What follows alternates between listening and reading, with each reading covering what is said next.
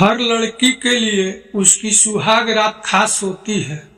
वो सपना जो हर लड़की यौवन शुरू होने से पहले देखना शुरू करती है और उस सपने को हकीकत में सुहाग रात के दिन जीती है।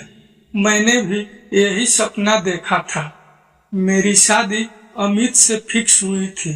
अमित का अपना व्यापार था और मैं हमेशा से किसी व्यापारी से शादी करने की ख्वाहिश रखती थी। जब रिश्ता आया तो मुझे लगा कि यह मेरी जिंदगी का सबसे अच्छा फैसला होगा। अमित की एक पासपोर्ट साइज फोटो आई थी जिससे वह ठीक ठाक लग रहे थे, लेकिन जब पहली बार उनके परिवार वाले हमारे घर आए तो मुझे अमित नहीं दिखे, जिससे मैं थोड़ी निराश हो गई।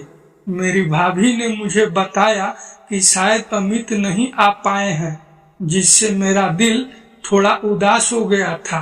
लेकिन तभी कमरे के कोने में बैठा एक आदमी दिखाई दिया और वह अमित ही थे। फोटो में जितने सामान्य लग रहे थे, असल में उससे लाख गुना बेहतर गोरे चिट्टे भरे हुए चेहरे के साथ हल्के लंबे बाल और चेहरे पर हल्की दाढ़ी में वह बेहद आकर्षक लग रहे थे।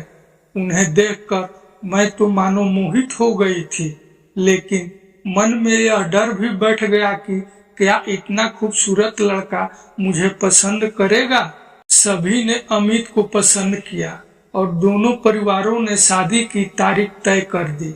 इसके बाद अमित ने मेरा नंबर लिया और हम दोनों के बीच बातचीत का सिलसिला शुरू हो गया। हमारी बातें धीरे धीरे प्यार में बदल गई और मैं तो बस अपनी शादी का इंतजार कर रही थी। शादी के बाद की सुहाग रात को लेकर मैं बहुत उत्साहित थी। मुझे लगा था कि अमित भी उतने ही उत्साहित होंगे, लेकिन जब वे कमरे में आए तो उन्होंने मुझसे बातें शुरू कर दी। उन्होंने कहा कि घबराने की कोई बात नहीं है और हम दोनों ने शादी, रिश्तेदारों और भविष्य की योजनाओं पर चर्चा की। सुहाग रात के दिन मैंने सोचा था कि वह शारीरिक संबंध बनाएंगे, लेकिन अमित ने इस बारे में कोई पहल नहीं की। उन्होंने मुझसे कहा कि वह अपने माता पिता का बहुत सम्मान करते हैं और यह उम्मीद करते हैं कि मैं भी ऐसा ही करूंगी। वे बोले, मेरे माता पिता के प्रति हमेशा इज्जत रखना और मुझे वादा दो कि तुम कभी उन्हें मुझसे अलग करने की बात नहीं करोगे। इस बात ने मुझे थोड़ा अचंभित किया, क्योंकि मैं सुहाग रात पर ऐसी बातें सोची नहीं थी।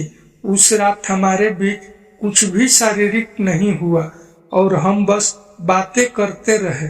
अगले दिन सहेलियों ने पूछा तो मैंने झूठ बोल दिया कि सब कुछ सामान्य हुआ था।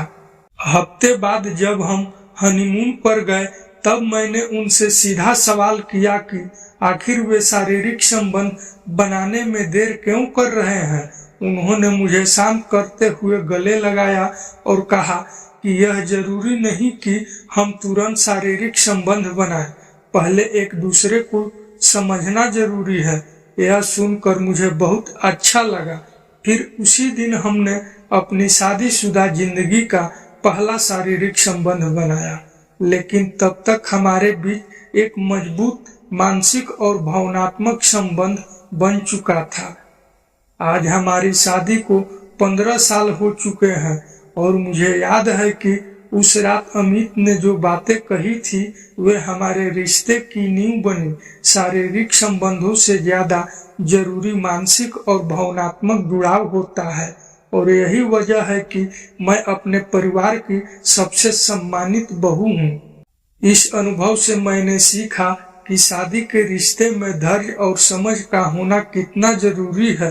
यदि हम अपने पति की बात को सही तरीके से सुने और समझे तो जीवन की चुनौतियां आसान हो जाती हैं। दोस्तों, अगर आपको यह कहानी पसंद आई हो तो नीचे कमेंट में हमें जरूर बताएं। ऐसी और कहानियों के लिए हमारे चैनल को सब्सक्राइब, वीडियो को लाइक तथा शेयर जरूर करें। अंत तक बने रहने के लिए आपका बहुत बहुत धन्यवाद।